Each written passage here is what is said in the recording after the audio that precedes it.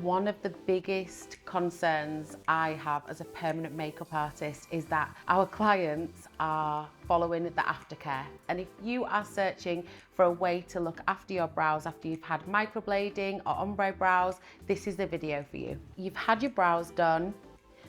The first day, you're going to want to make sure you clean away the lymph. Now, the lymph is a clear liquid that starts to form when the body is trying to protect itself from any foreign objects going into the skin, and then it also wants to be able to create a protective layer like a scab, and that scab is then going to protect any foreign objects from going into the skin, like dust particles, dirt, bacteria.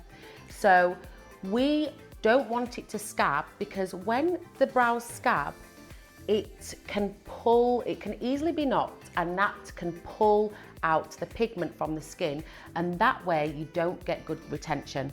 So we want to create a wet healing environment, and that means instead of having a dry crusty scab over the top, we are going to promote healing from in the skin upwards, and we are going to create our own protective barrier by using a balm.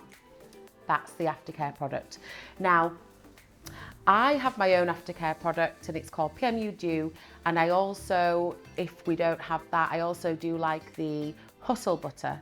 The reason I created my own Aftercare is because I like natural products, but as long as you are using a product that has natural ingredients, then it should work absolutely fine.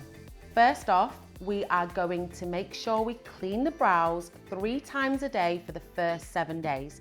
Now, you can use cool boiled water and a cotton pad, or you can use foam and a cotton pad. So we want the cotton pad to be quite saturated, and then you're going to press and dab. You're not going to rub, you're going to press and dab and get all of that lymph, dirt, dust particles, oil off of the brows, okay?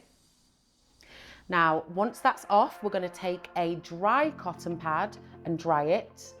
And then we're going to get a rice grain amount of product, Aftercare. So you don't want too much. And I like to melt it on the back of my hand. And we're going to place that by pressing and dabbing over the brow area.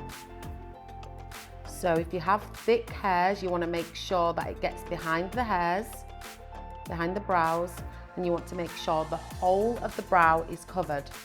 Now you're going to do this 3 times a day, so you're going to repeat it. You can set an alarm on your phone, so you want to do it in the morning, you want to do it like lunchtime, and then before you go to bed. And this will ensure that your brows heal beautifully. Other things to avoid are getting the brows wet, steamy saunas, steam rooms, excessive sweating like going to the gym, taking long showers or hot steamy baths. You want to keep the brows dry other than the times when you're cleaning them. And you want to avoid the sun, and you want to avoid any makeup on that area, and you want to avoid any creams that have acids in them or retinol based creams or anything like that. After 7 days, your brows should have healed or nearly have healed. If they haven't healed and they're still flaking, it's normal for them to flake and shed like a snake. And if the brows haven't fully healed, then you can repeat this process until they have fully healed. Once they're fully healed, you're going to notice something called the ghosting process. So this is where the brows look like their pigment has disappeared. Now, don't worry, don't panic. This will come back after week 3, and then you'll see the full true healed results at week 4.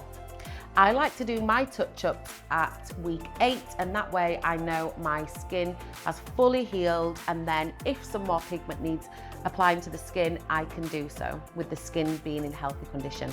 I hope you enjoyed this aftercare video, and any products will be linked in the description.